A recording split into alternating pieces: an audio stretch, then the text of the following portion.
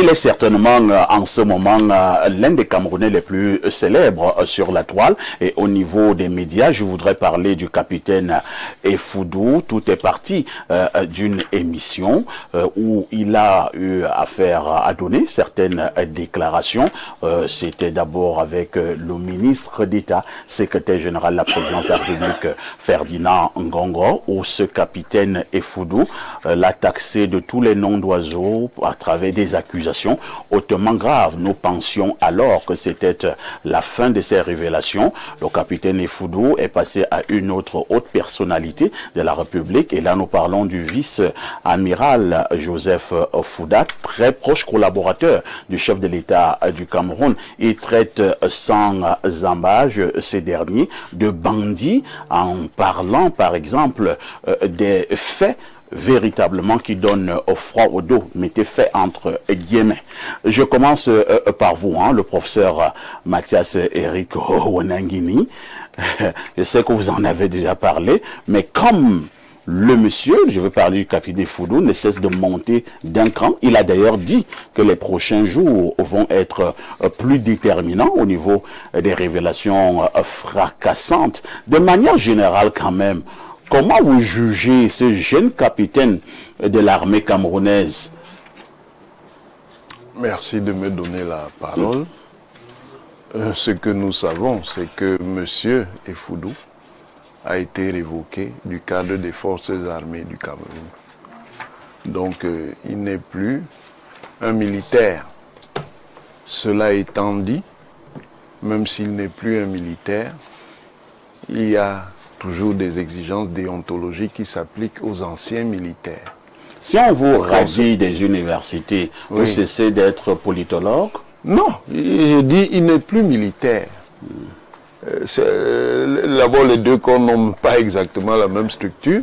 Je peux être politologue, mais je ne serai plus enseignant dans une université d'État.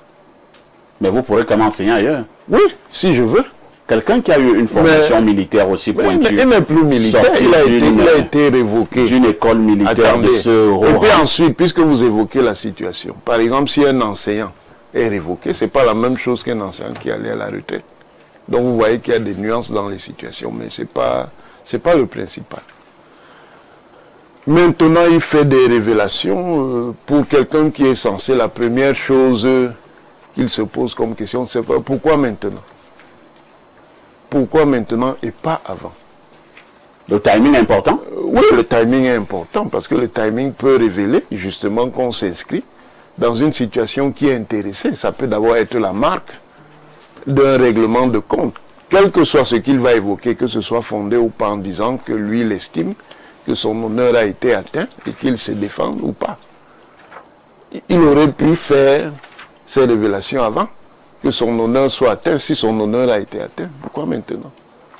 Ça veut dire que de manière objective, on s'inscrit dans une situation où en réalité ce sont des manœuvres. Est-ce qu'il interdit à quelqu'un qui se sent frustré, à quelqu'un qui pense qu'il a été victime d'une injustice, de se défendre?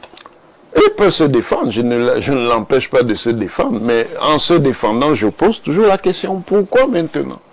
Lui, il a son timing à lui, son timing n'est pas le tien. Même s'il a le timing à lui, ça ne m'empêche pas de voir pourquoi ça se fait maintenant.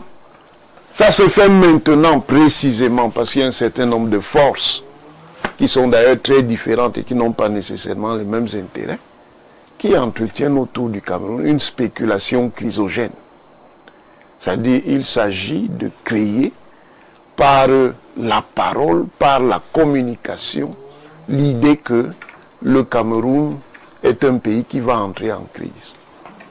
Et pour ceux qui s'intéressent un peu à ces domaines, ce ne sont pas des actions purement hasardeuses. Parce que les crises, on les fabrique. Les crises ne sont pas simplement des dynamiques spontanées. On fabrique les crises. Et l'un des terrains qui permet de fabriquer les crises, c'est précisément l'information et la communication. Parce qu'on peut essayer d'obtenir un certain nombre d'effets en jouant sur le psychisme des gens, en introduisant dans leur esprit telle ou telle orientation.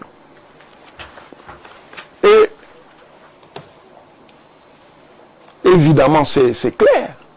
Quelles sont les personnalités attaquées?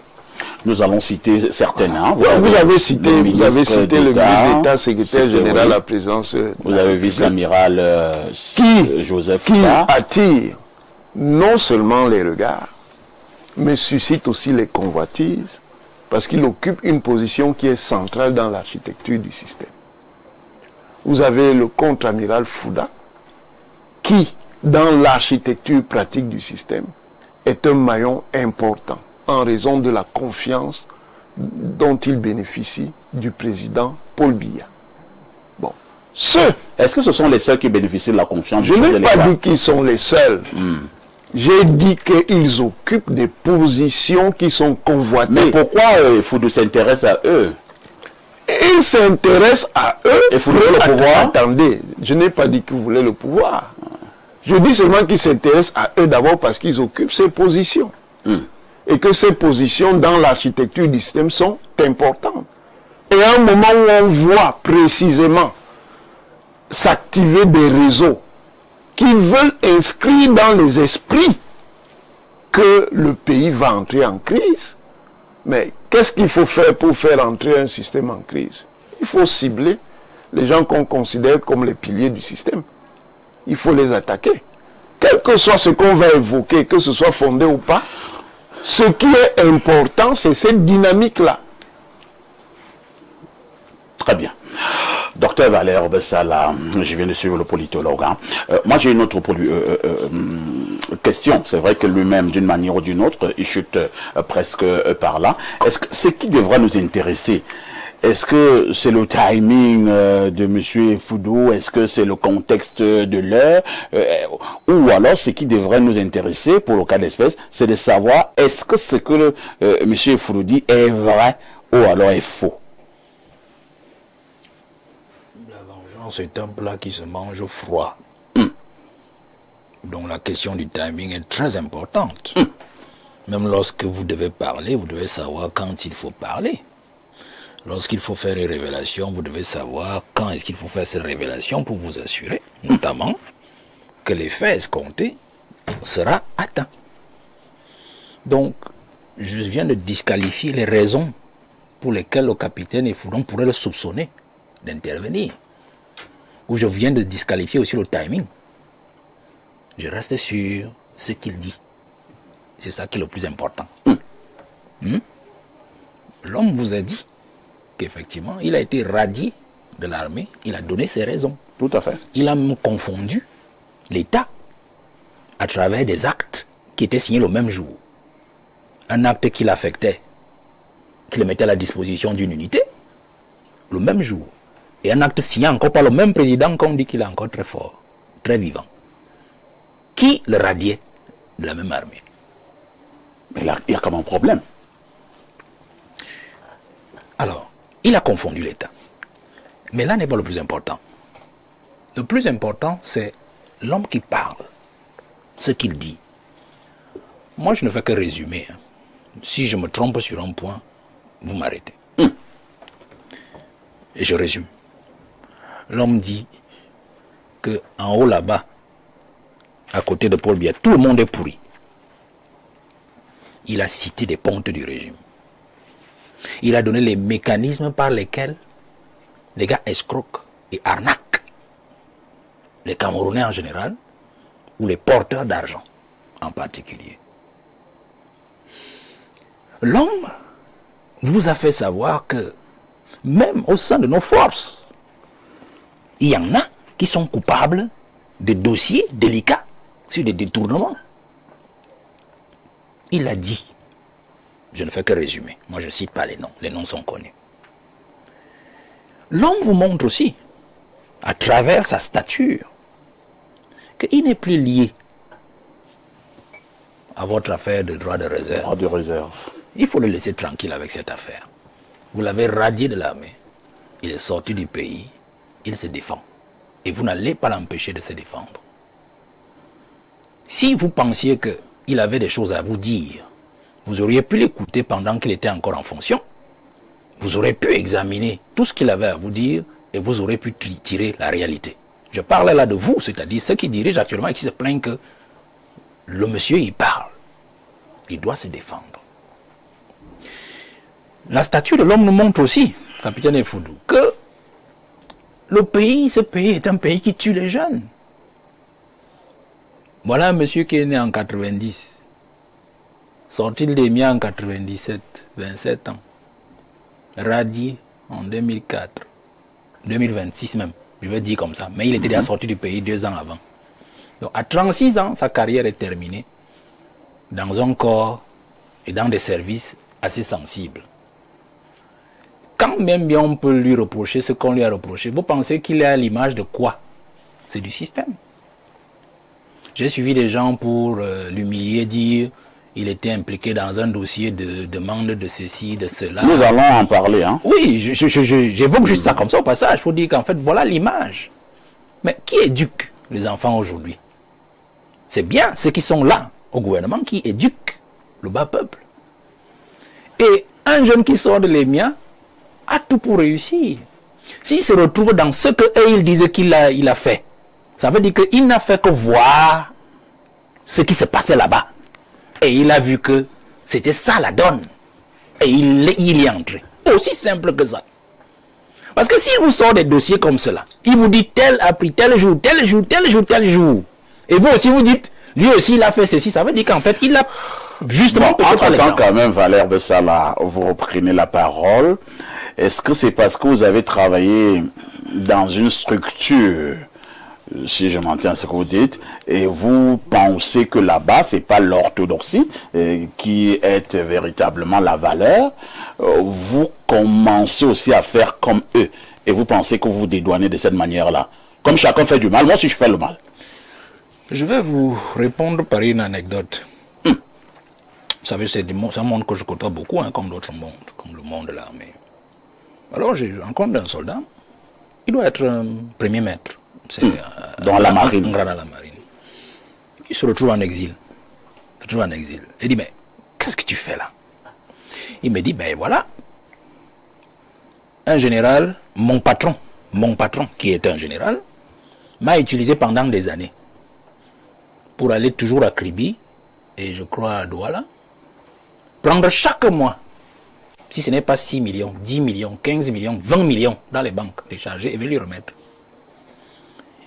Et puis, au moment où l'affaire a éclaté, c'est à moi qu'on a fait porter le chapeau et j'ai risqué ma vie, j'ai été obligé de me mettre en exil. Il était employé à l'ambassade de Cameroun en France. C'est aussi grave ça. Hein? C'est ce que vous avez appelé la fin Mboma. C'est-à-dire que les hauts gradés de l'armée avaient un système pour purger les fonds de l'État. Quand j'ai dit général, vous pouvez imaginer les colonels et tout ça qui était en bas, jusqu'en bas.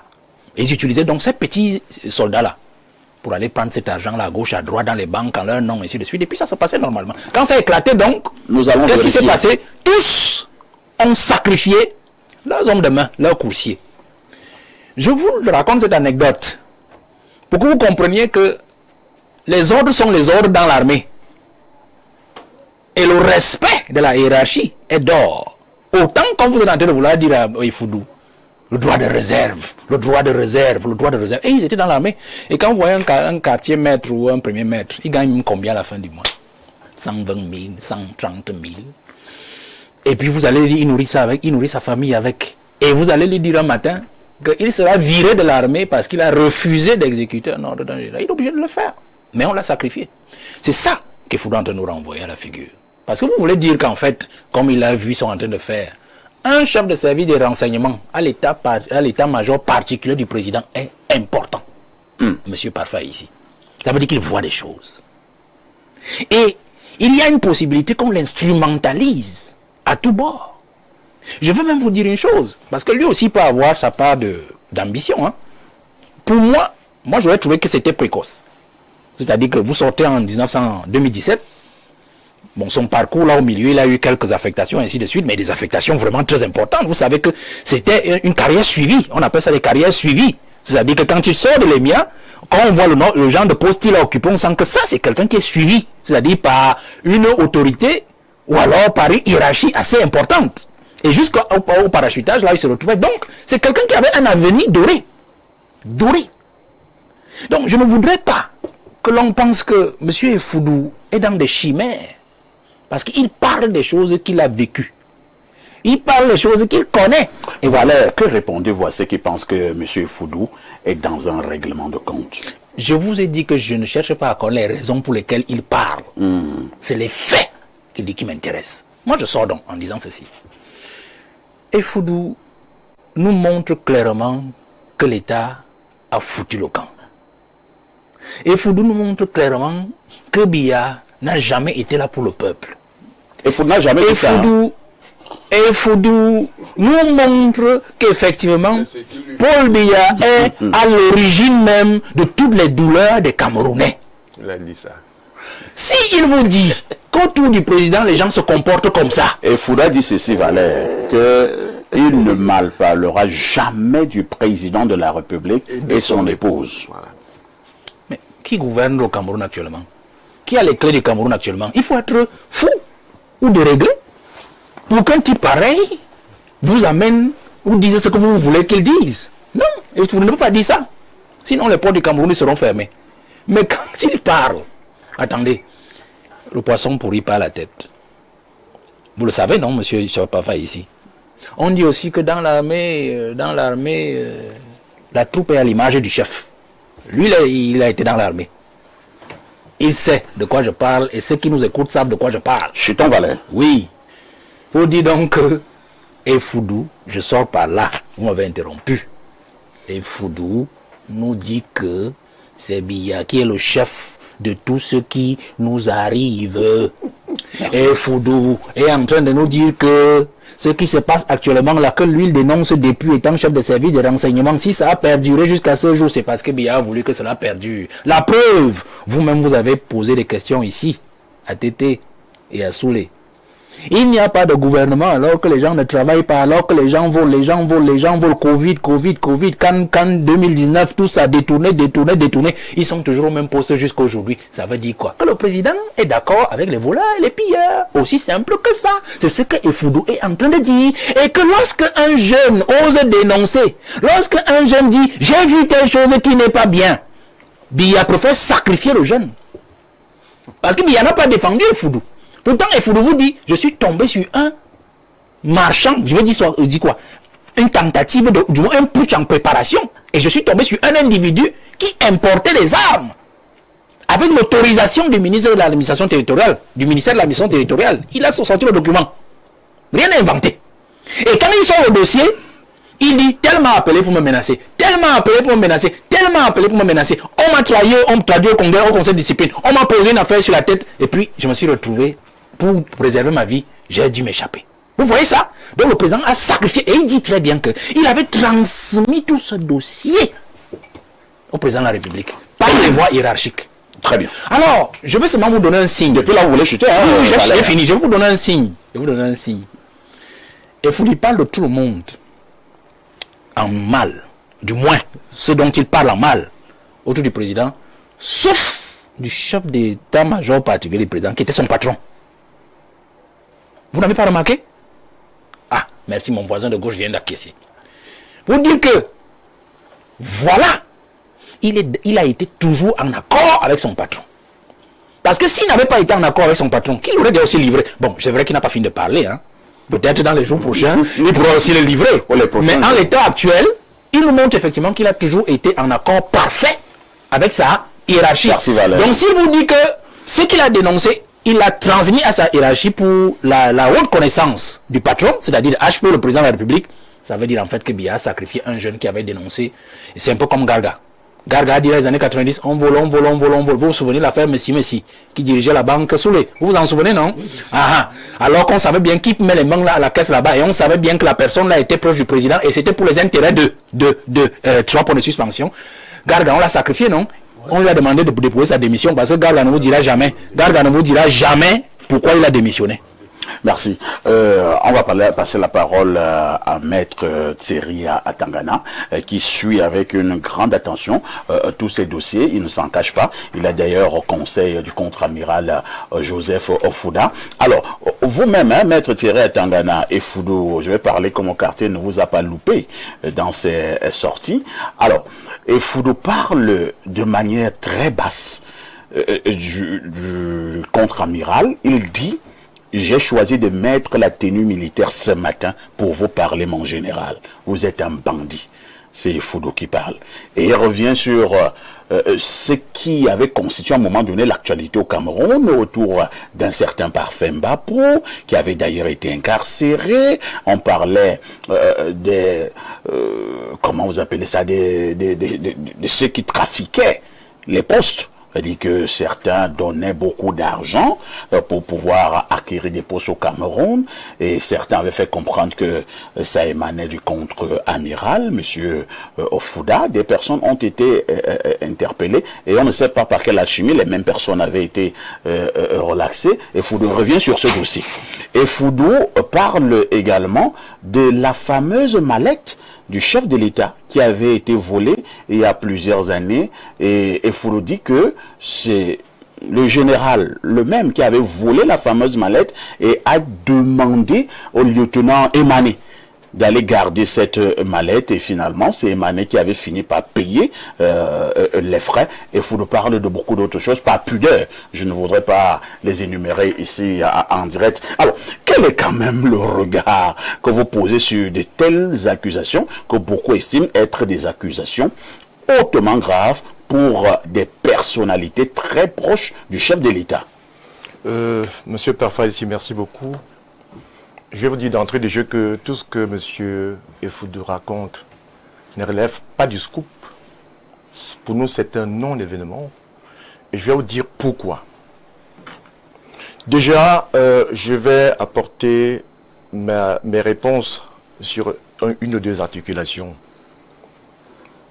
Toutes les personnes qui ont été citées par monsieur Efoudou, peut-être vous ne savez pas, ont été entendus dans le cadre de l'affaire qui oppose le vice-amiral Joseph Fouda et Mbapou et consorts. Je vais vous apprendre aujourd'hui qu'il y a eu déjà à ce jour 2 confrontations entre le vice-amiral Joseph Fouda et tous les prévenus qui accompagnent M. Mbapou Hervé dans la procédure qui est pendante au tribunal militaire. Ces confrontations sont tenues le 27 décembre 2025 pour la première, et la deuxième le 10 janvier 2026. Et parfois, ici, tenez-vous tranquille, c'est des confrontations qui couraient parfois de 8h à 23h. Tous les prévenus étaient assistés de leurs clients. Vous êtes d'accord avec moi que... Leur conseil. Leur conseil. Vous êtes d'accord avec moi que je n'irai pas en profondeur sur cette procédure parce qu'elle est encore pendante. Pour éviter, n'est-ce pas, de tomber sous le coup, n'est-ce pas, des commentaires tendancieux. Mais je dis que toutes les personnes qui ont été citées par monsieur Efoudou ont été entendues, non seulement en enquête préliminaire, mais devant le juge d'instruction. On peut les citer parce que ce n'est pas un secret. Il les a évoqués. Il a cité par exemple le colonel retraité Jean-Jacques Fouda. Il était entendu dans le cadre de cette procédure. Il a cité M. Sylvain Bondor, il était entendu. Il a cité M. Ngakam, il était entendu. Il a cité, bon, ils sont comme ça. Donc, ce n'est pas un événement pour nous. Si un temps soit peu, il y avait un secret à divulguer, souvenez-vous que 2 ans plus tôt, on a entendu tout sur la bouche de M. Hervé Parfait Mbapou.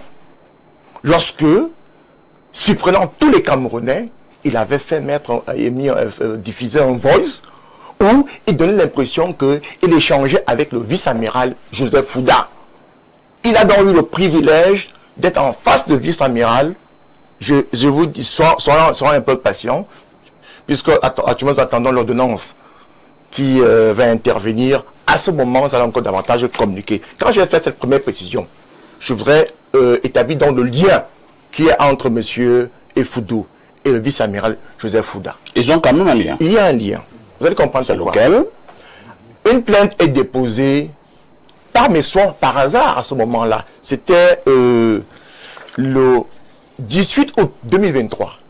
Une plainte conjointe, n'est-ce pas, de Nkulu Lydian, promoteur de EDS, et de M. Yenga Mba Evra Maxime, qui représentait la famille présidentielle.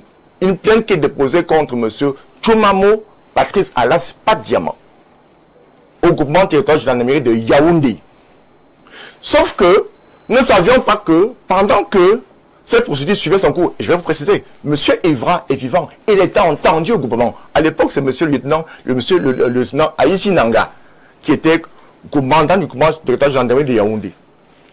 Nous ne savions pas que, pendant que les enquêtes suivaient leur cours, le capitaine Efoudou avait approché la famille de Padiamant et Padiamant. Lui-même, en laissant croire qu'il faciliterait sa libération contre un versement de 50 millions destiné à l'époque au contre-amiral Joseph Fouda. Lorsque le contre-amiral a été informé, M. Parfa ici, il va solliciter un de ses collaborateurs qui va appeler pour la première fois le lieutenant-colonel Aïssi Nanga. Ce jour-là, malheureusement, le capitaine était parti. Mais vous savez, lorsqu'on a un appétit vorace, on revient toujours. C'est comme ça que... Qui a un appétit vorace? Je parle de fait. 2 jours après, M. Efoudou se retrouve toujours au gouvernement de gendarmerie. Alors qu'il attendait de recevoir donc ces fameux 50 millions, le vice-amiral a été informé. C'est comme ça qu'il informe le général de division aérienne, M. Amougou. C'est lui qui met dans le dispositif, qui vient interpeller M. Efoudou devant le groupement territorial à bord d'un des véhicules de M. Choumamou Patrice, un véhicule Mercedes de couleur noire. Il ne peut pas le nier. Lui qui est venu attendre les fameux 50 millions. Exactement. Et on met la main sur lui. On met la main sur lui. C'est comme ça que le même jour, M. Efoudou est reversé. Quand on raconte des histoires sur les plateaux, il faut qu'on soit un peu sérieux. Et M. Aïssi, ce n'est pas du fait du vice-amiral que M. Efoudou a ses problèmes. C'est du fait de la rigueur de la réglementation militaire. Encore que, même quand il est reversé, on l'affecte quelque part. Il décide pourtant de ne pas partir. Pourquoi? Parce qu'il y a malheureusement pour lui une action pénale qui suit.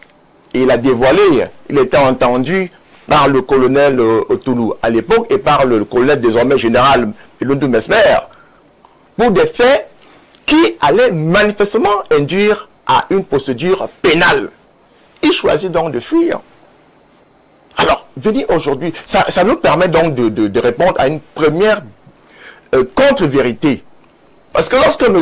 Efoudou déclare à Monde Vision que M. le ministre d'État, secrétaire général à la présidence du Cameroun, aurait fait interpeller M. Padiamant parce qu'il veut lui prendre de l'argent, c'est faux, archi faux. Je dis que n'importe qui peut aller vérifier au groupement, on a la chance que la gendarmerie a ses archives. On peut retrouver la traçabilité de cette procédure au niveau du groupement. Quand je l'ai dit, monsieur Aïssi, je rejoins ce que le professeur disait tantôt. En fait, le nom du vice-amiral fait gagner beaucoup d'argent aux gens. Ah bon? Ah oui. Regardez par exemple, pour quelques plaintes que nous avons déposées, le 25 février 2024, je préfère taire les noms, vous pourrez juste regarder. Taire les noms. Ça c'est... À quoi ça nous sert alors si vous parlez parlez des gens qui sont dont on je vous les passe. et en taisant encore Je vous les passe. Le 2 avril 2025, au tribunal militaire de Yaoundé, le vice-amiral Joseph Fouda se plaint de 2 officiers de l'armée, toujours pour des faits d'usurpation de son nom.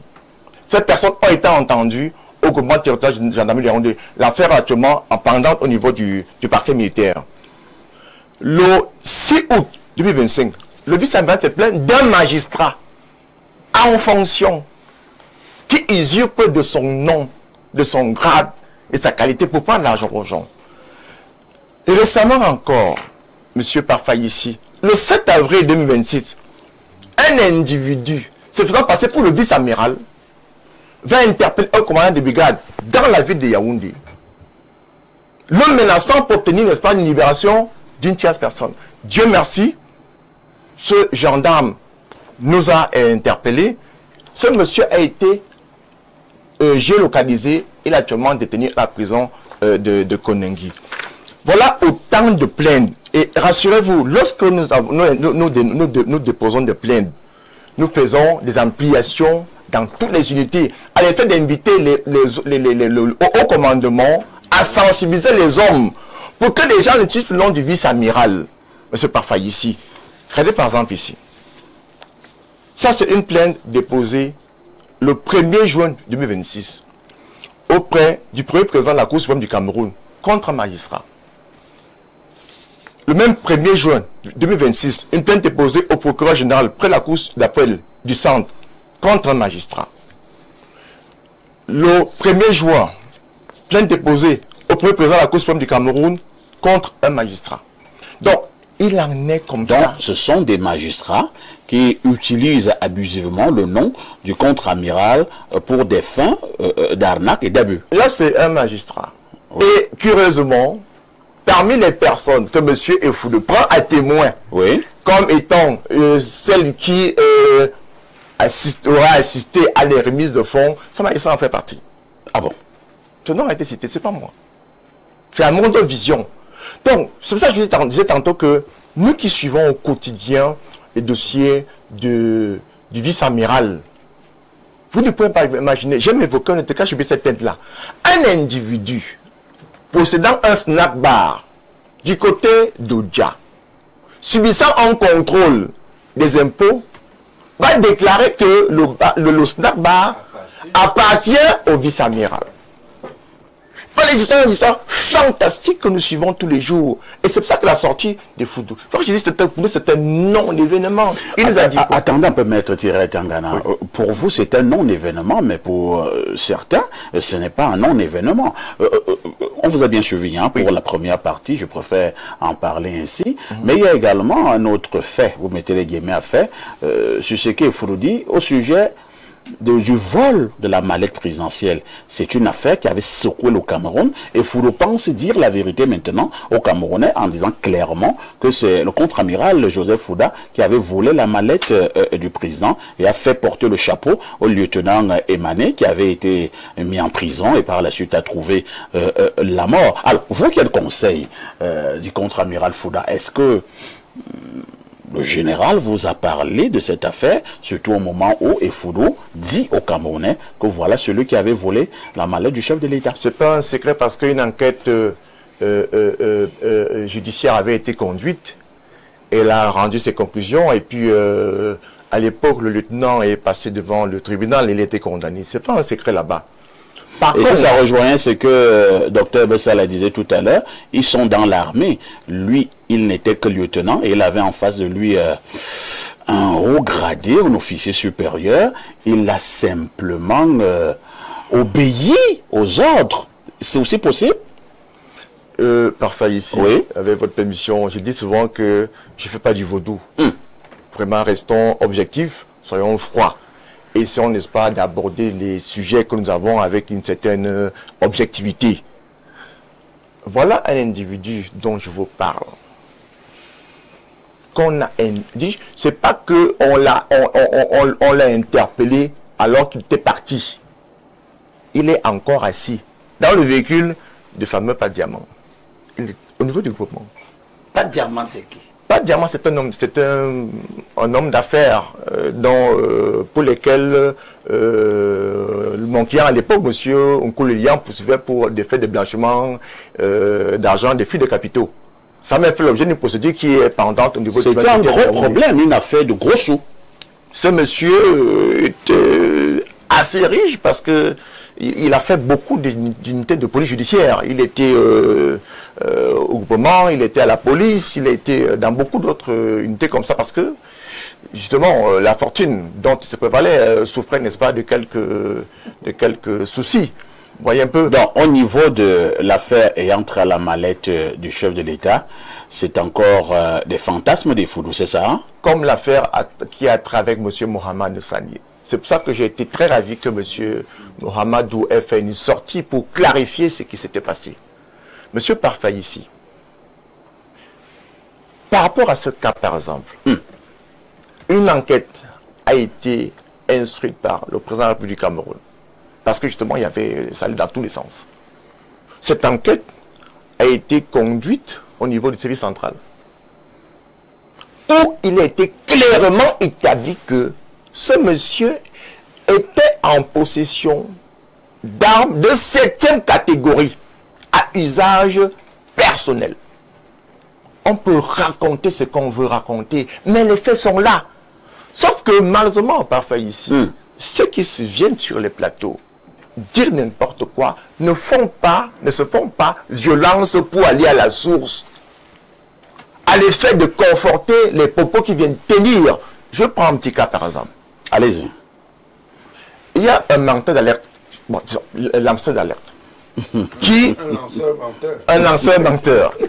Qui, il y a quelques jours, n'est-ce pas, nous a fait un exposé fantastique, n'est-ce pas, d'une prétendue complicité entre le procureur général de Douala et le président de la Cour d'appel de Douala sur la complicité des sorties fantaisistes d'un individu trafiquant de drogue.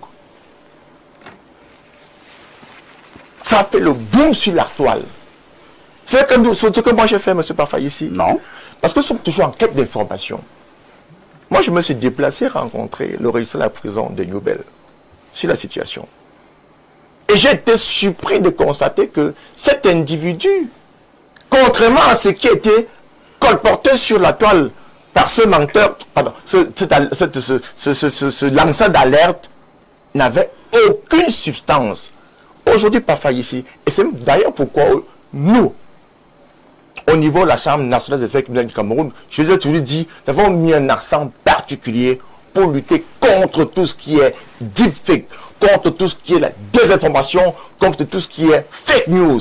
Parce que, le professeur le rappelait ça un jour, parfois, les guerres commencent par la désinformation. C'est de ça qu'il s'agit. Il est question aujourd'hui pour nous de combattre toute cette forme de désinformation. Parce que parfois ici, oui, libre expression, oui, démocratie. Est-ce pourtant qu'on viendra sans éléments factuels dire n'importe quoi parce que beaucoup ne sont pas informés, parce que je dis parfois ici, les gens préfèrent écouter les petits trucs qu'on balance sur TikTok ou sur Facebook que d'aller à la source pour se renseigner. Et malheureusement, les cibles qu'atteignent ces fake news sont malheureusement la plupart des personnes qui n'écoutent pas des émissions sérieuses comme ça. Maître Thierry Atangana, si on pouvait résumer vos propos, je me donne ces risques-là, on dira tout simplement que M. Effoudou raconte sa vie. Et ça n'a rien à voir avec la vérité. C'est ça? Rien à voir avec la vérité. Très bien.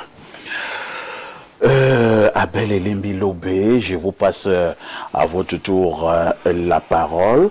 Maintenant, les uns les autres sont un tout petit peu dans le trouble. Est-ce qu'on devrait continuer à accorder du crédit à M. Effoudou? Parce que moi, j'ai vu des gens au niveau de la toile, sur les plateaux de télévision, qui pensent quand même qu'il faut prendre au sérieux ce que M. Effoudou est en train de révéler à Mondovision. Est-ce que désormais, on doit prendre ça avec beaucoup de pincettes, ou alors c'est dire que, de toutes les façons, c'est des bonnes guerres? Je n'aime pas les gens comme Effoudou. Ah bon? Je ne les aime pas. Et pourquoi? Parce que ce sont des gens du système.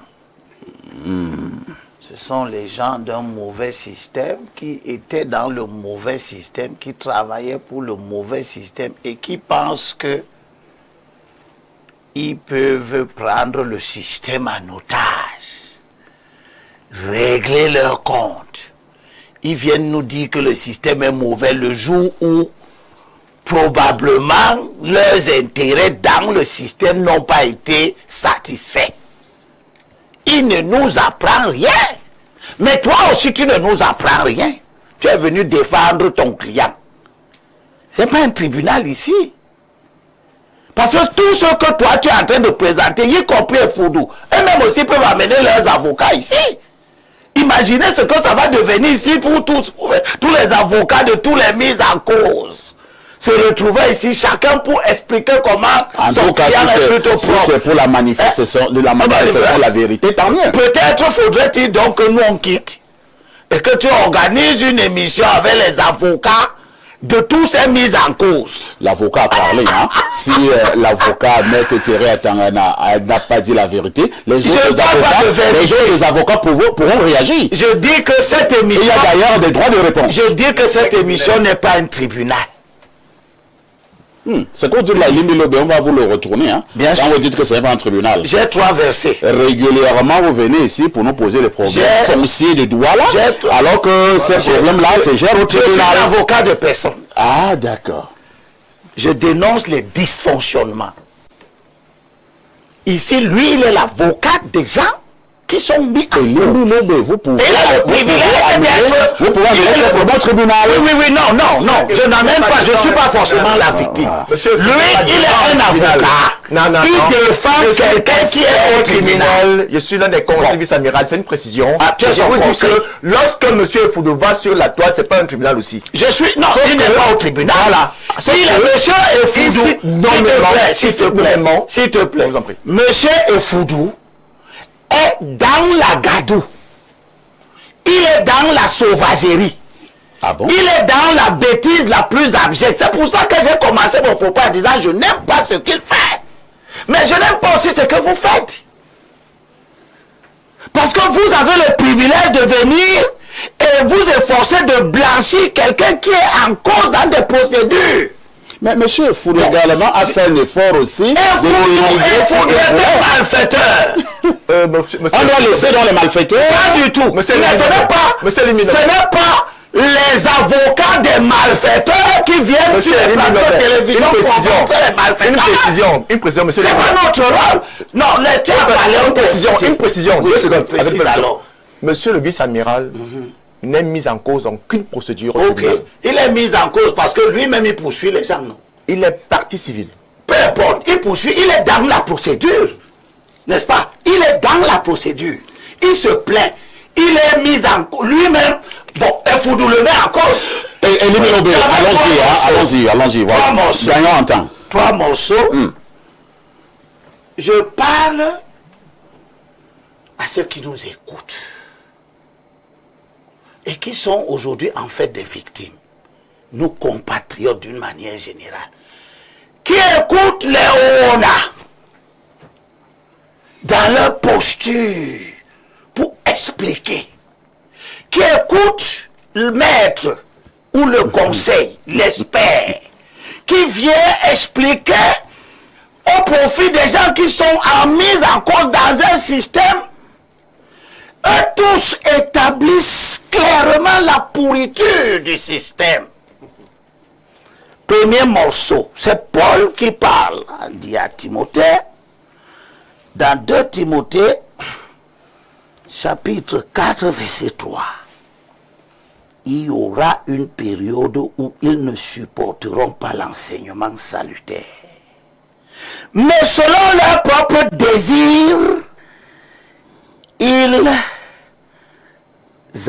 accumuleront des enseignants pour eux-mêmes, afin de se faire agréablement caresser les oreilles. Notre peuple veut se caresser les oreilles. Dès que n'importe qui prend la parole, il dit n'importe quoi sur les réseaux sociaux, tout le monde se verse dedans. Il a raison. Quand il parle de la culture du fake news, et des gens qui sont devenus ceux qui déterminent notre comportement parce qu'ils se sont donné la liberté de tout dire. Ils disent tout, personne ne leur demande la moindre preuve de leurs allégations. Et Paul dit,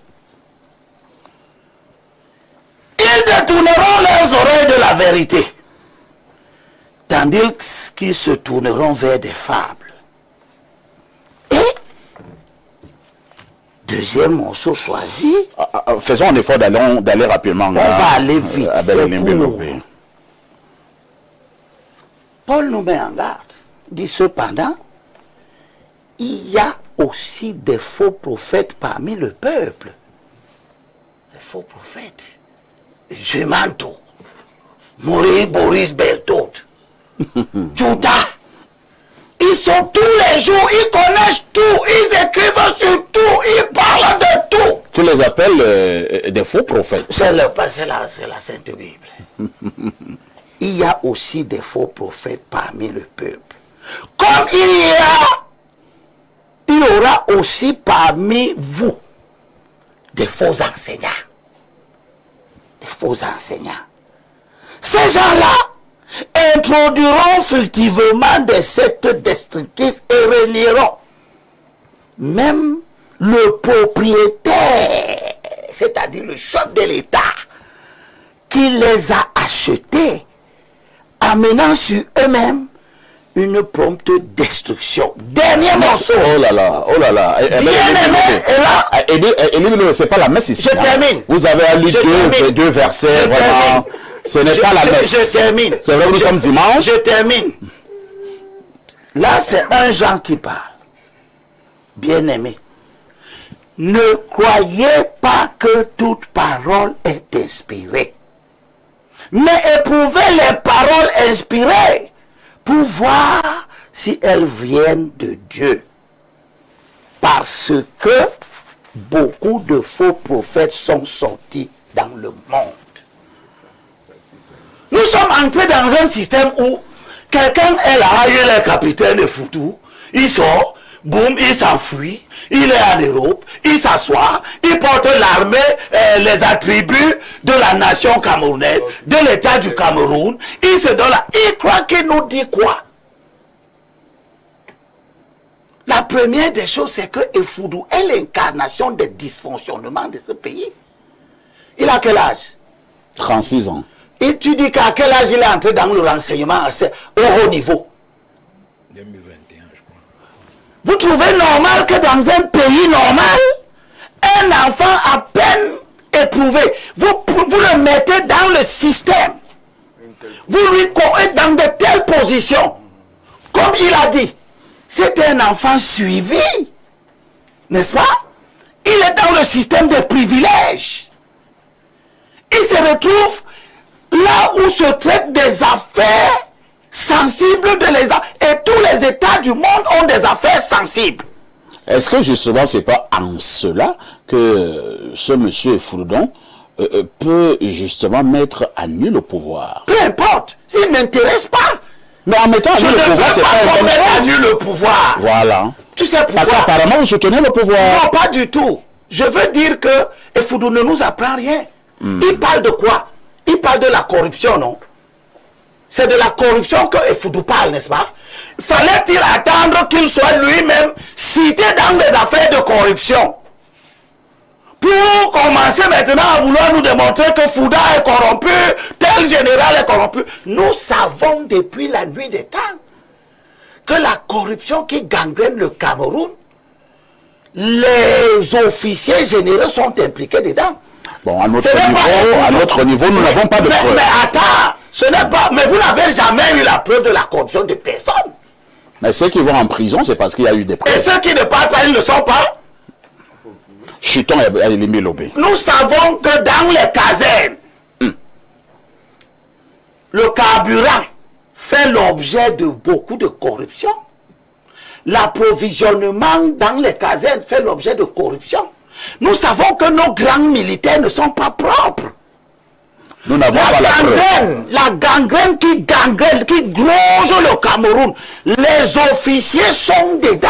Nous n'avons aucune preuve, Abel Elimbi Lobé. Vous n'avez même jamais eu la preuve, même quand la Cour des comptes fait des rapports. Ça ne vous sert pas de preuve non plus. La Cour des comptes n'a jamais épinglé un officier supérieur. Je veux dire qu'elle ne l'épinglera jamais.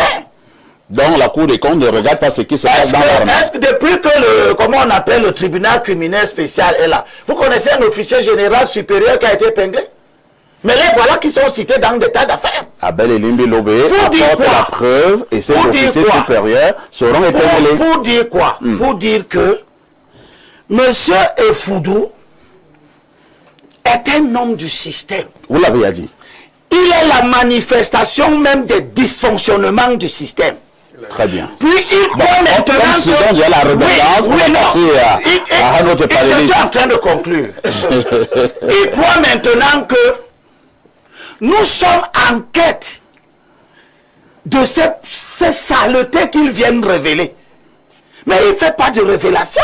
C'est compris. Toutes ces saletés sont connues.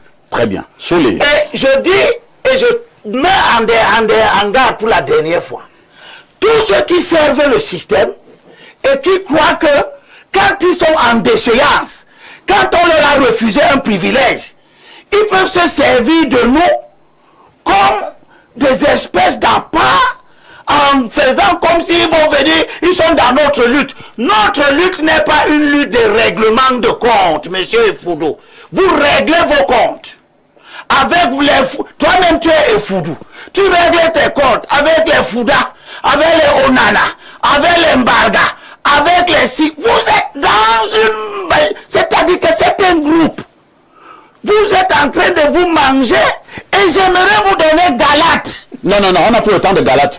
Je suis désolé. On va passer la parole à Honoyolo. L'apôtre dit, vous continuez à vous mordre. Sous l'Honoyolo. Les uns les autres. Sous l'Honoyolo. À vous dévorer mutuellement. Prenez garde de ne vous détruire les uns par les autres. Sous les Honoyolo. Nous sommes dans un mécanisme de destruction. Abel. Déjà, on vous a je crois que dès que vous dites que Fouda a pris l'argent, ça émeut tout le monde. Mais on sait que vous prenez l'argent. Vous l'avez, c'est la 8e fois que vous le dites. Voilà. Merci. Même comme nous n'avons aucune preuve de ce que vous venez de dire. Alors, sous le Honorio, nous parlons donc... sur les allégations... Oh là là. Aucune preuve de ces allégations. Abel et Lindelobe, calmez-vous. Voilà, merci d'être calme. Alors, sous les... Abel pense que c'est un non-événement, mais en République, quand on parle quand même des personnalités à un certain rang, on va continuer à dire que c'est un non-événement. Avant Abel, je crois que Thierry Atangana, sur le premier sujet, l'absence prolongée du président de la République, constatée, et qui nous permet de dire que le pays est désarticulé. Parce que quand une absence prolongée du président de la République, n'est-ce pas, crée un déficit de visibilité du pouvoir exécutif. Il a dit que c'était un non-événement. Maintenant... Vous le prenez au mot. Oui, c'est un non. Maintenant, il y a eu le temps, l'abondance, n'est-ce pas, l'abondante littérature qu'il a apportée, n'est-ce pas, pour défendre son client. Et puis je voulais lui dire, j'ai admiré sa façon de distribuer les bons points et de diaboliser les autres. Dès que vous avez porté votre toge de conseil, vous n'êtes plus sain, on doute aussi de vous. Et puis, ce qui est important, pour dire à Enibi que c'est un événement, c'est que cela décrit le malaise, n'est-ce pas, la pagaille. Donc il y a d'un côté le malaise, parce que ça se passe où? Au plus haut sommet de l'État. La pagaille, c'est quoi? Vous voyez comment ils ont gâté le pays. Regardez dans quel gadou ils ont plombé le pays. Mais attendez, vous parlez du Cameroun comme ça? Et puis, ça ne peut pas être un non-événement parce que cette affaire, la sortie de Foudou vient après l'histoire des faux décrets, de telle chose. Donc tout cela est un agenda qui est en train de s'écrire. On ne peut pas isoler ça, M. Parfait, ici. Parce que justement, et on pourrait même se poser, lui qui est expert criminel, je crois qu'il y a une question que vous posez toujours, à qui profite le crime? À qui devait profiter les vrais faux vrais décrets? À qui profite la sortie de Foudou? Mais pourquoi tout tourne? Vous-même, vous avez reconnu que le amiral, vous avez dit Fouda, contre-amiral Joseph Fouda, est devenu aujourd'hui la marchandise. Il est devenu la personne par qui on passe pour s'enrichir. Pourquoi lui et pas les autres? Je ne sais pas si j'ai raté un épisode, mais depuis que vous parlez, je ne sais pas si j'ai raté un épisode. Est-ce qu'il a parlé de Betty Assomo, qui est la force tranquille, qui est un homme, n'est-ce pas? Vous-même, vous commencez à distribuer les bons points. Non, je ne distribue pas les bons points. Parce que j'estime que, au regard du corps dans lequel appartient, n'est-ce pas, Foudou, il devait même, quand même quelque part trouver un endroit où loger. Foudou n'a jamais été très proche du MINDEF. Je suis d'accord avec vous. Mais le MIDEF, c'est sa hiérarchie. Bien Sauf entendu. qu'on a changé les choses. Mais j'estime que si il ne parle que des gens, ça veut dire que les gens qui sont... Pourquoi le EGPR, pourquoi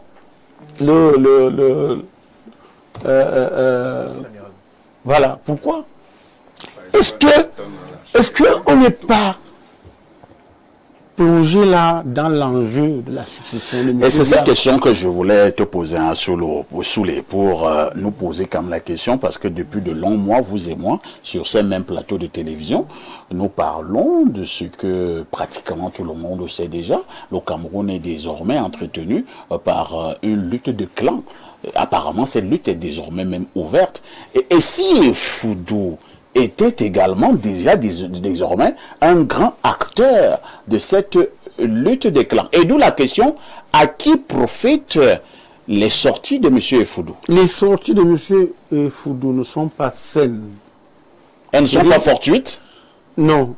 Il est dans, n'est-ce pas, l'enjeu. Et Foudou dit qu'il se bat pour lui-même. Il veut rétablir son honneur et sa dignité. Vous savez, Foudou est en France. Oui. N'est-ce pas? Avant de commencer à sortir, on a dû lui garantir une certaine assurance en termes de sécurité. Et nous savons, pour aller très loin, qui la France va nommer vice-président et même être le troisième président. Suivez mon regard. Moi, je ne suis pas au regard. Et si Mais je ne vois pas ton regard aller vers qui. Et si il se souvient qu'un jour, le président de la République avait présenté quelqu'un à Macron pour lui dire c'est mon fils. Ah bon? Mais et nous, vous savez, quand vous montez, vous descendez, vous réveillez à minuit et vous regardez la France, vous avez le sentiment que la France a choisi son vice-président. Mais maintenant, c'est une question de timing. Donc, et si les sorties des Foudou étaient une arithmétique par élimination, c'est-à-dire faire monter en épingle ce qui, n'est-ce pas, manifeste des démangeaisons de pouvoir et du coup, amener le système à les neutraliser pour ouvrir un boulevard à l'autre. Et en cela, je pense que le président de la République lui-même n'est pas tellement innocent. Pas du tout. Il est fort possible qu'il soit, n'est-ce pas, partie prenante. Donc, le président lui-même a déjà un clan? Ou bien soutiendrait un clan? C'est le maître des clans. Vous savez, parfois ici, le professeur Alain Didier Olinga avait écrit un livre, un chef-d'œuvre, propos sur l'inertie. Et quand on regarde l'inertie présidentielle, on est bien convaincu que si le président de la République qui a fait travailler le Parlement réuni en congrès pour créer un poste de vice-président, Oui, c'est ça qui est embêtant, s'il avait nommé le gouvernement tant attendu et proclamé par lui-même, on aurait baissé, on aurait peut-être cassé le thermomètre, on aurait baissé la température. Mais une chose est sûre, c'est que pour l'instant, l'empêchement temporaire du président de la République à exercer encore le pouvoir, n'est-ce pas, à la magistrature suprême, va continuer, n'est-ce pas, à produire ce que j'appelle des maladies opportunistes de fin de règne. Parce que nous sommes en plein dans les maladies opportunistes de fin de règne. Parce que ce sont lesquelles? Les maladies opportunistes. La bataille des clans, la sortie, les différentes sorties, cette histoire, n'est-ce pas,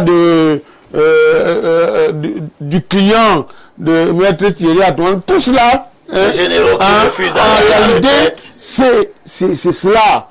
Parce que vous avez un pays, je vais chuter par là, qui envoie des gens à la retraite à 55 ans et peut-être au plus 60 ans. Mais quand on a 75 ans et plus, on n'est pas. on ne part plus à la retraite et on envoie plutôt la retraite à la retraite,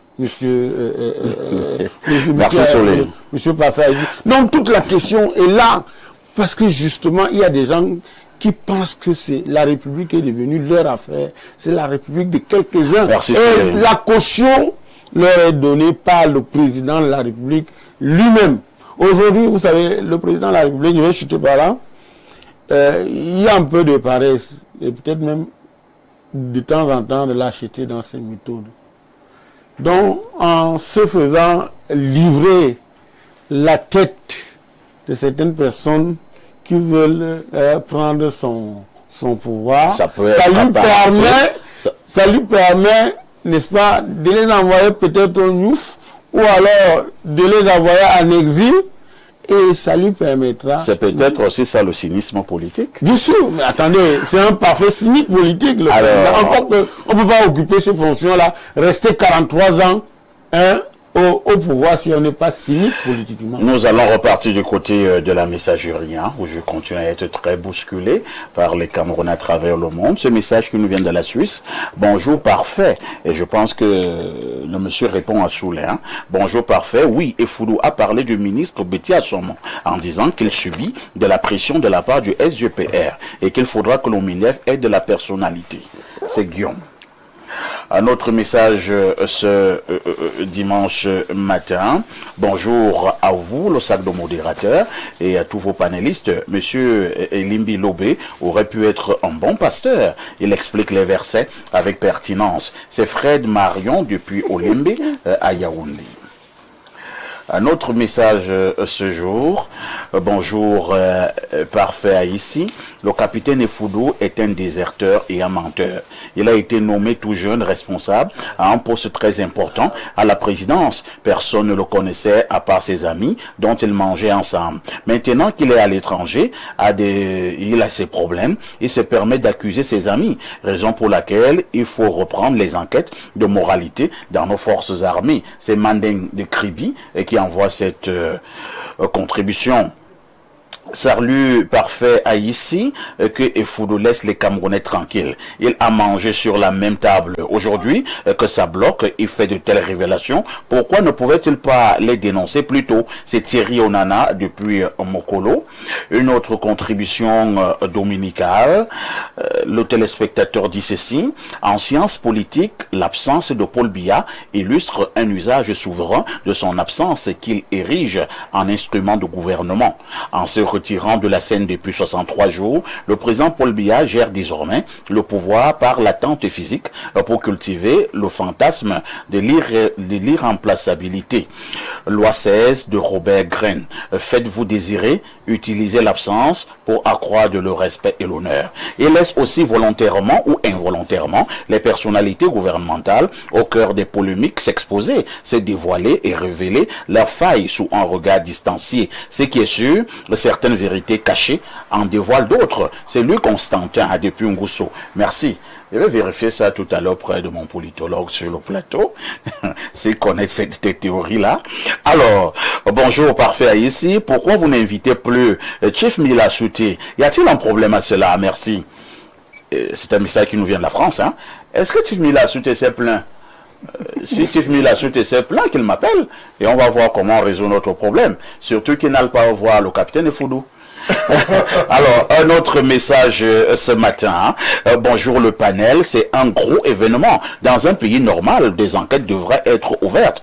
Paul Biya, le maître des clans, est bien stratégique. Et quelque chose se trame en douce. Ce type est en train de nous distraire.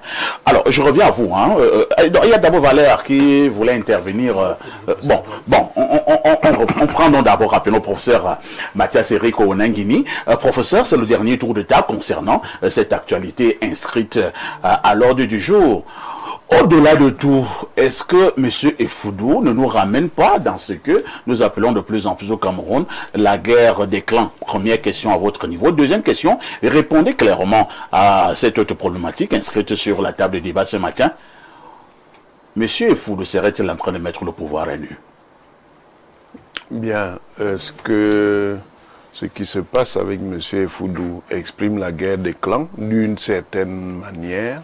D'une certaine manière, parce qu'en réalité, tout cela est également une construction.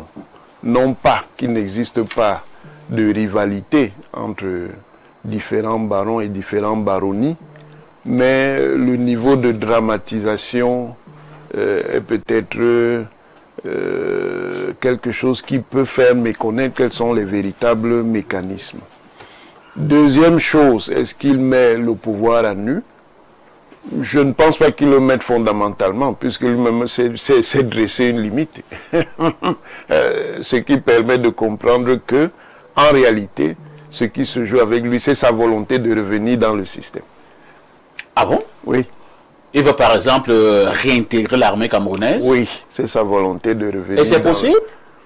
Non, et s'il faut le passer par un chantage? Parce qu'il vous dit, les jours à venir seront catastrophiques. Mais c'est sa volonté de revenir dans le système. Peut-être qu'il utilise ça comme un mécanisme de négociation, par le chantage, par l'intimidation. Mais est-ce que ça va fonctionner? Ce n'est pas sûr. Ce n'est pas sûr. Et surtout, faut-il tenir compte du secteur dans lequel on s'inscrit?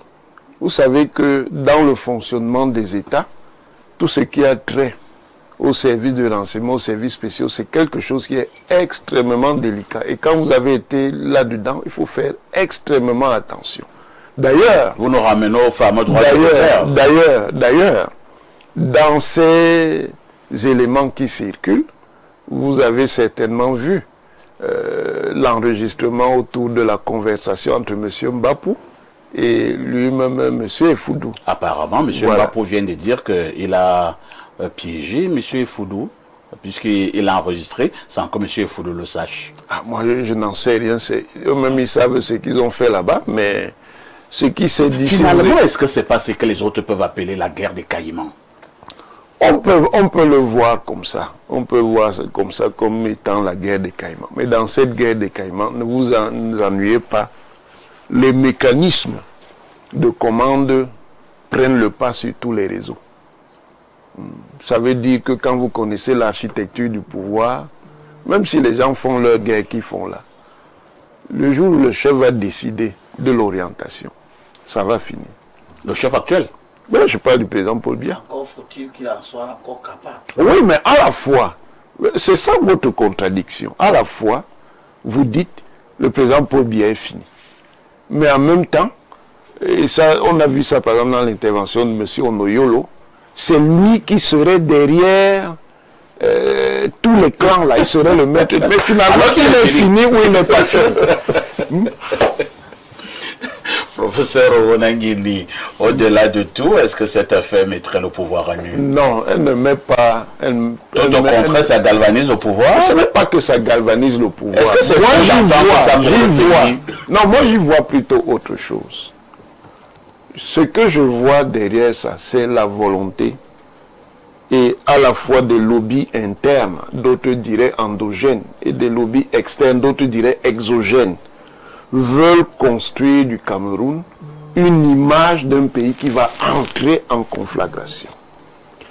Bien, pour les lobbies exogènes, bon, c'est peut-être de leur intérêt.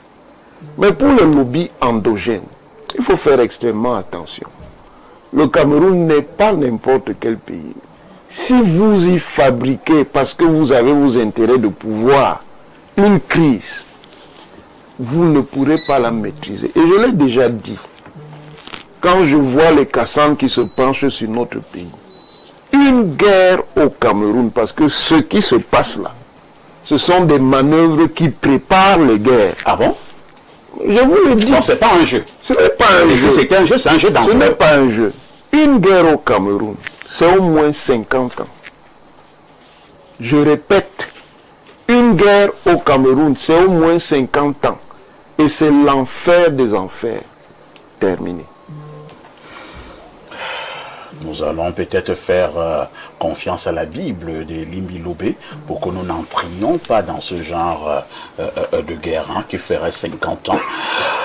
Docteur Valère Bessalam, est-ce que Effoudou ne gagnerait pas à se taire? Je ne sais pas pourquoi vous voulez faire taire quelqu'un. Pourquoi vous dites que c'est sans objet, ça ne vous intéresse pas. Je crois, j'ai suivi. Maître parlait tout à l'heure. Je crois que, j'ai dit, je m'occupe davantage de ce qu'il dit. Et sur le dossier, je crois qu'il a parlé de la maladie du président en 2008. Bon, c'est vrai qu'à ce niveau, moi, je suis quand même posé des questions.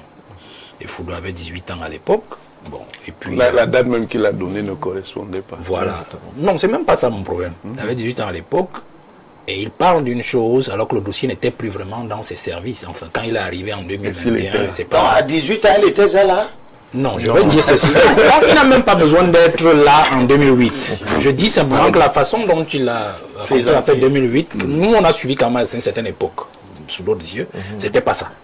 C'était pas ça. C'est-à-dire de déposer tout ça sur la tête du vice-amiral, de dire qu'il a volé la malade. Bon, je crois qu'il a un peu arrondi les bords dans son récit là. C'est une façon de parler, il a arrondi les bords. Il y a cet élément. Il y a aussi quand même l'élément que Maître évoquait tout à l'heure, que je voudrais quand même demander de prendre avec prudence. C'est-à-dire sur Mohamedou. Le nouveau AR-15, ce n'était pas seulement la seule arme. J'espère que vous avez vraiment les minutes de ces choses-là. Ce n'était pas la seule arme. Non, il y avait le Glock. Il y avait le Glock 19, qui est une arme de poing, le PA. C'est que vous avez le PA. Un pistolet automatique, oui, c'est normal. Vous pouvez marcher avec un PA. Mais le nouveau AR-15, même si vous l'avez, on va dire ça comme ça, civilisé, c'est-à-dire que rendu à usage civil, non, c'est pas pour tuer les oiseaux. C'est une arme de guerre. Elle demeure une arme de guerre, avec toutes les capacités. Quel est votre intérêt de marcher avec l'équivalent d'un Kalachnikov quand vous avez l'autorisation de marcher avec un PA qui peut vous protéger? Vous voyez? Et ce n'était pas la seule arme. Bon, je sais qu'on a eu un débat avant vous. Tout à fait. Je n'ai pas envie de revenir dessus. Donc je voulais juste dire à Maître que... Parce que ce sont des sujets qui nous intéressent pas. Oui, il est plus profond que cela. Non, le sujet doit nous intéresser parce que c'est ce qui met... Non, l'affaire de l'armement et tout ça... N'ayez pas peur, c'est connu. Même si vous tapez votre Google là, on vous donne des types d'armes. On vous demande même si vous voulez acheter. Mais vous parlez de types d'armes... Oui, ne vous dérangez pas. Ne vous dérangez pas. Oui. C'est le dossier justement qui fait que M. Foudou, il justifie qu'on l'a fait sortir du pacte de l'armée. Parce qu'il est tombé sur ce morceau, c'est ce qu'il dit dès le départ. Le palais, c'est une forteresse. C'est-à-dire qu'il a découvert cette affaire-là.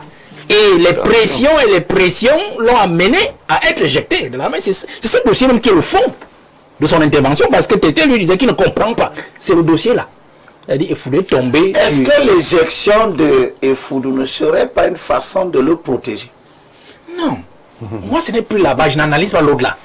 Vous avez dit que vous ne comprenez pas pourquoi maintenant. Vous veut nous faire comprendre que lui, il a voulu sauver le chef de l'État, mais ceux qui voulaient la chute du chef de l'État l'ont... Oui, mais il y a sacrifié. Le chef de l'État même peut le protéger à le faire partir. Il y a Oui, comme ça. On va revenir à ça tout à l'heure. Il est le faire partir.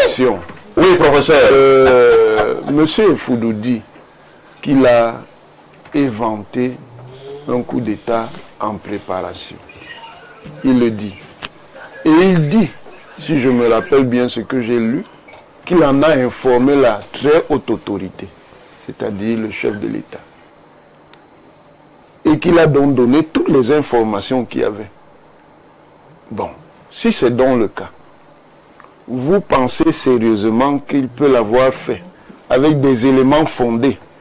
Non seulement on ne le récompense pas, mais au contraire, on l'évacue. C'est possible. Avec le régime BIA, ce n'est pas possible. Avec le régime BIA, c'est pas possible. Le régime BIA ne prenait pas de récompense. Il y a beaucoup d'exemples de récompense. Il y a beaucoup d'exemples de sanctions. Il y a beaucoup d'exemples. Au lieu même de le récompenser, d'accord, à la limite, mais le sanctionner parce qu'il a fait ça. Monsieur Parfait, vous voilà qui avez changé de temps. La seule chose qu'on vous a donné, c'est vice-électeur. Non. Avec tout ce que vous avez déjà donné à ce régime, c'est pas normal. Est-ce que c'est ça vous dit que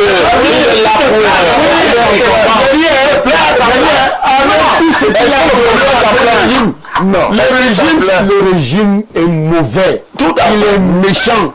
Mais comment ça veut dire quoi? Il ne pas. Il a discussion pour le ministre, le directeur. De quoi? C'est pas la diversion. Non, c'est pas la diversion. Non, c'est pas ceux qui ont le plus travaillé d'un coup d'État. La première a sauvé un régime d'un coup d'État. Non seulement. Qui aurait?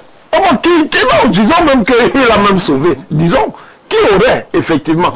Non seulement il n'est pas récompensé, mais en plus on le sanctionne. Et qui le sanctionne? Celui qui bénéficie du fait que le coup d'État n'est pas... C'est tous ceux qui sont Je voudrais juste dire en une seconde. Oui, après on passera la parole à Maître Atanga. Quand un monsieur a attendu 47 ans avant de rencontrer son maître d'école, n'est-ce pas? Quand un monsieur a attendu presque 40 ans pour reconnaître qu'il y avait quelqu'un à la radio qui avait bloqué le message, n'est-ce pas, de Poutine en 84. N'est-ce pas, il n'a pas reconnu. Vous voyez le nombre de personnes qui ont rendu d'énormes services à ce pouvoir et qui sont dans, n'est-ce pas, qui sont dans Vadouille. Et je dis encore, pas faire ici, quand vous regardez, depuis qu'on crie au gouvernement, nouveau gouvernement, quand vous voyez les gens qui se sont battus pour que M. Biya ait les 33%, et que les 53%, et que jusqu'aujourd'hui, personne n'a été récompensé, ni les jeunes à qui il a promis, ni les dames, les femmes à qui il a promis, mais il garde, n'est-ce pas, le même gouvernement au sein duquel on a des gens, n'est-ce pas, qui ont entretenu pratiquement la bataille pour l'enlever du pouvoir. Vous comprenez, vous pensez que c'est un monsieur comme celui-là peut récompenser les gens? Merci. Non, c'est pas possible. C'est pas un problème de sanction. Non, je dis, non seulement à la limite, il ne récompense, mais en plus il sanctionne. C'est possible. C'est pas c'est possible. On vous a compris sous les. Quand je vois les sacrifices de Mathias Ounangina, mais vous n'êtes pas le premier. Quand il était avec nous, vous êtes aujourd'hui, depuis longtemps, est-ce que le pouvoir vous a dit que c'est pas changé? C'est pas normal. Vous savez que nous avons. Je ne suis pas modérateur, mais nous avons gelé le temps de parole de monsieur Bessala, c'est vrai. Je voudrais, avec son expertise, qu'il nous explique un peu. Monsieur Effoudou a quand même un supérieur hiérarchique direct. Nous sommes d'accord. Est-ce que monsieur Bessala, qui connaît bien qui sait comment l'administration fonctionne, est-ce que monsieur Effoudou était en même, tel qu'il le déclare, d'écrire directement au président de la République du Cameroun? Un. Le deux. Monsieur Effoudou, dans ses déclarations, dit qu'il voudrait voir son honneur restauré. Je voudrais lui rappeler que la révocation, c'est un acte administratif qui est attaquable. Et nous avons un précédent qu'on peut lui rappeler, le cas de M. Afana. Par exemple, comme c'est la police qui a été révoquée, il a attaqué, n'est-ce pas, cet acte administratif signé par le président. Il a fini par gagner. Au moment où je vous parle, il a en train d'être restitué dans tous ses droits. Il serait plus simple, il aurait été plus simple, M. Effoudou, de rester au Cameroun, sagement, trouver dans la révocation, dans l'acte administratif, des arguments qui auraient pu lui permettre de saisir le juge administratif et qu'on n'en serait pas là. Donc, je voudrais que le grand frère Bessala puisse chuter, qu'il ne plaise pas de pouvoir nous donner quelques orientations sur les questions que j'ai voulu qu'il nous pose. Oui, c'est vrai que les questions, c'est moi qui les pose. Bien sûr. Exceptionnellement, je juge aussi la question pertinente. Hein. Valère, vous avez la parole. J'avais déjà répondu à certaines de ces questions. C'est un langage, c'est un raccourci qu'il a pris quand il dit j'ai saisi la haute hiérarchie, puisqu'il est sous les ordres administratifs du chef d'état-major particulier. Donc s'il dit j'ai saisi, ça veut dire qu'il a transmis le dossier à son patron et c'est arrivé. Il n'est pas obligé de vous dire j'ai transmis, ensuite j'ai. Donc c'est pas un problème ça. Valère, je vous pose une autre question. Hein. Finissez d'abord. Cette question. Le deux, c'est que je vous ai encore dit que M. Effoudou n'est pas sorti par la frontière, il n'est pas passé par le Maroc, il a nagé, il est arrivé en Espagne. L'avion. Il a pris une compagnie, je crois que le nom qui circule c'est Air France. Ça veut dire qu'il a un enregistrement normal, un passeport, on sent qu'il est en train de partir, il a même dit au revoir à toute la famille, ainsi de suite. Donc il avait un point de chute même pour arriver. Puisque quand vous prenez l'avion Air France là et tout, vous connaissez pour voyager au blanc, on vous demande chez qui vous allez, séjour, tout bon. Vraiment tout était programmé. Et je vous ai aussi dit que dans tout ce qu'il dit, sous réserve qu'il ils viennent encore frapper sur son propre patron. Il n'a rien dit de mal sur son patron. C'est-à-dire le chef d'état-major particulier du président. Il n'a rien dit de mal. Le général Amougou. Il n'a rien dit de mal. Il n'a pas envie de parler. Hein. Je dis que sous réserve qu'il vienne aussi. Il monte d'un cran. Mais sur l'état actuel, il n'a rien dit de mal. Vous comprenez? Donc vous dites ceci, que c'est un monsieur qui est logique dans ce qu'il fait. Je ne veux pas savoir comment il distribue les points. Tété, toi tu as dit tout à l'heure que ce qu'il fait là, vraiment les menteurs, non, ils sont importants pour nous. C'est ça. Parce que quand ils font le travail là, c'est à nous de trier ce qu'ils disent, ce qui est bon, ce qui est mauvais, ce qui est vrai ou ce qui nous semble vrai, ainsi de suite. Que ce soit celui que vous avez prononcé, Boris Berthold, Chuta, et ainsi de suite. Ils disent des choses qui éveillent le peuple, qui nous aident pour l'instant. Vous êtes encore amis. Mais lorsqu'ils vont vous prendre à sandwich, je ne sais pas si vous aurez toujours le même tout le monde sait que je suis la brosse à dents, tout le monde. J'ai été complice de Paul Biya, je suis un vendu du régime, je suis ainsi de suite. Donc vraiment, moi, je ne gère pas l'autre là. Merci. Hein. Non, je voulais finir. Vous aviez une question à me poser. Je crois que vous deviez, il ne faut pas l'oublier. Bon, je préfère poser cette question à Abel. Je voulais donc sortir en disant que M. Efudou est un cas d'école. Ce qu'il fait est salvateur pour nous autres, pour le combat que nous menons. Vous savez, les gens disent, nous sommes sous l'air du verseau. Et que, comme nous sommes sous l'air du verseau, tout doit se connaître sous le verseau. C'est-à-dire, tout sera dévoilé. Mais alors, si notre président lui-même est un verseau, ça veut dire que ce que nous sommes en train de voir là, les gens pensent que c'est seulement ceux autour de lui qui sont en train d'être dévoilés. Mais c'est le président qui est en train d'être dévoilé. Oui, parce que les gens ont passé le temps à dire, c'est son entourage et moi-même avec. Moi-même, je disais non, c'est son entourage parce que j'espérais qu'en 2025, il va dire au Camerounais, vraiment, je suis fatigué. Mais finalement, nous nous rendons compte que c'est lui que le verseau est en train d'exposer maintenant. Après que le verseau est exposé, tous ses collaborateurs, que lui-même disait qu'il dérangeait, il les a appelés criminels économiques, il les a appelés bandits à col blanc, il les a appelés ineptes, il les a appelés tout. On comprend que c'est en fait lui qui est tout ça en premier. Il les a appelés apprentis sorciers, qui est donc le chef sorcier aujourd'hui. Nous tous nous pouvons déjà tirer des conclusions. Le verseau nous montre qu'effectivement c'est lui le chef sorcier du pays. Parce qu'effectivement tout ce qui se passe aujourd'hui, c'est lui qui en est à l'origine. Donc lui-même il est victime de son propre verseau. Et Foudou est de ce que justement le verseau utilise pour jeter la lumière sur l'homme Paul Biya qui veut mourir au pouvoir et s'en foutre de tout ce qui arrivera au peuple camerounais après lui. Et moi je termine donc en lui disant, Monsieur le Président, ce ne sera pas vrai. Vous ne mourrez pas au pouvoir. Vous allez vivre ce pouvoir-là même dans votre chair, jusqu'à ce que votre douleur dans votre chair vous contraigne à quitter ce pouvoir. Vous faites dans la voyance, Valère de Salah. Nul ne sait de quoi les lendemains seront faits. Abel et Limbilowe, et Foudou doit-il craindre pour sa sécurité? Oui, bien sûr. Ah bon? Oui. Mais s'il craint sur sa sécurité, ça veut dire que ce qu'il dit est compliqué. Non. Bon, j'ai cru que vous allez dire ce qu'il dit est vrai. Ouais. Non, moi je n'en sais rien. Vous dites que ce qu'il dit est compliqué. Je ne sais pas si c'est compliqué sans être vrai. Mon mot compliqué, là, je l'ai utilisé à bon escient. Je ne saurais sans être vrai. Foudou doit faire attention. Parce qu'il s'attaque aux gens.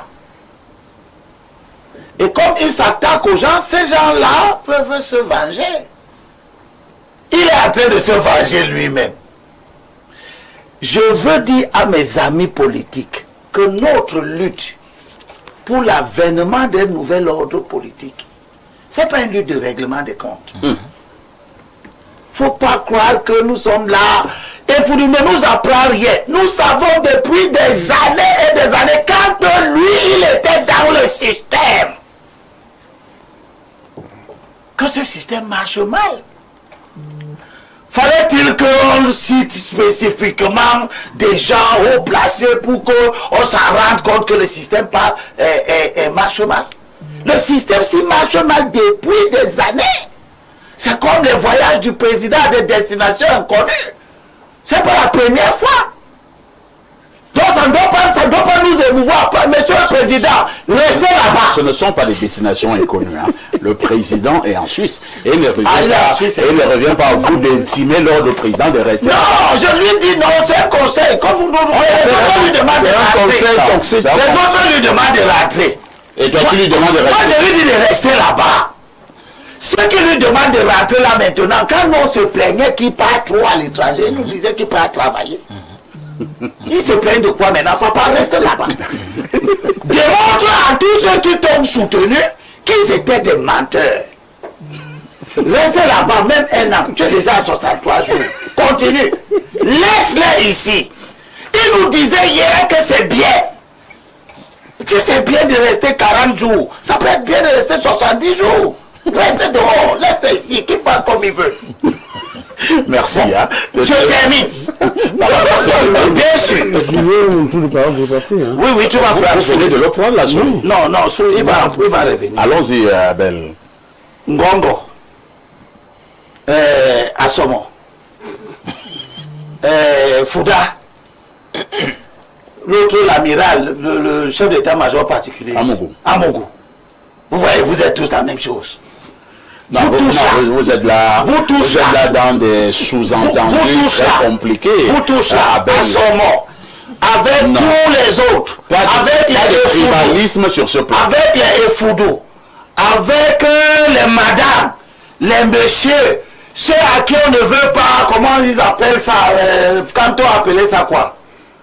Le gré à gré. La Bible vous dit,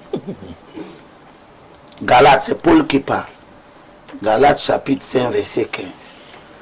Si vous continuez à vous mordre et à vous dévorer les uns les autres, prenez garde Il est tenace. que vous ne soyez anéantis les uns par les Il a tiré à lire son verset. C'est ce qui est en train de se passer. Merci. Vous êtes en train de vous anéantir les uns par les autres.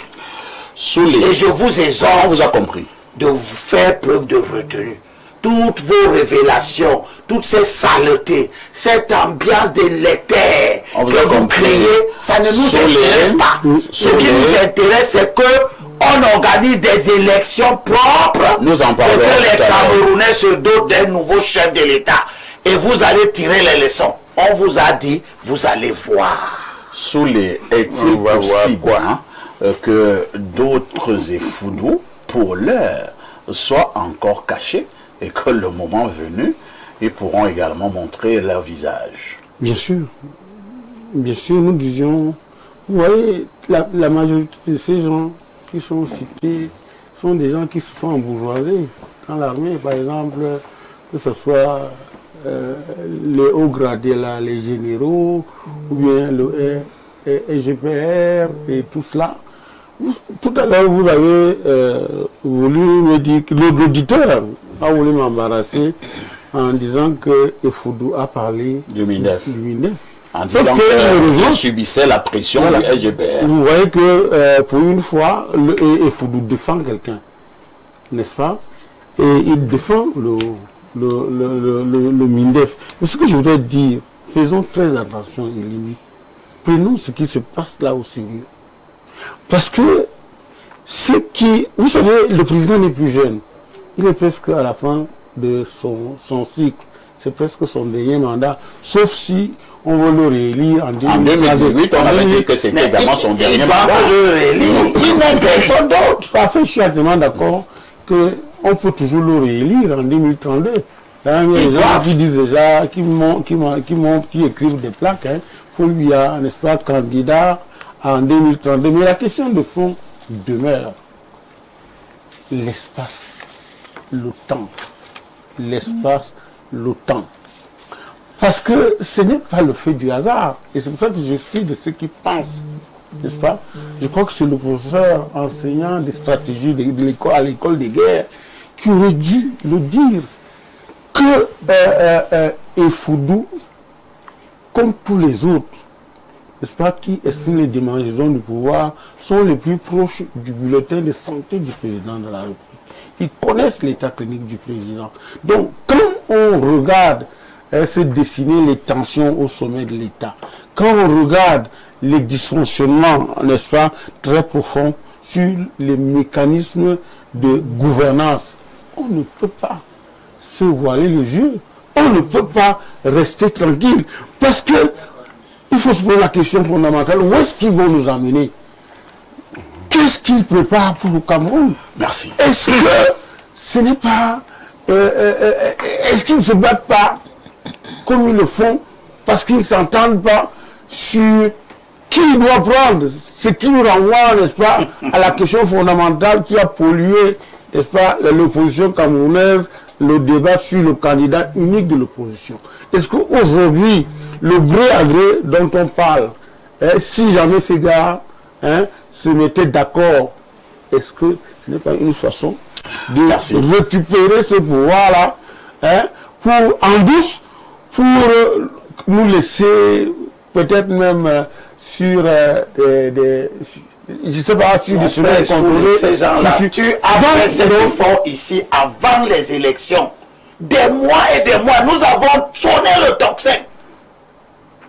Asseyez-vous, parlez-vous, assurez au pays une transition. On en parle tout à l'heure. Ils nous ont dit qu'ils sont incapables. Je pense que c'est le dernier sujet. Merci Soulé. Nous marquons une touche pause et nous revenons pour justement la dernière ligne droite de ce programme.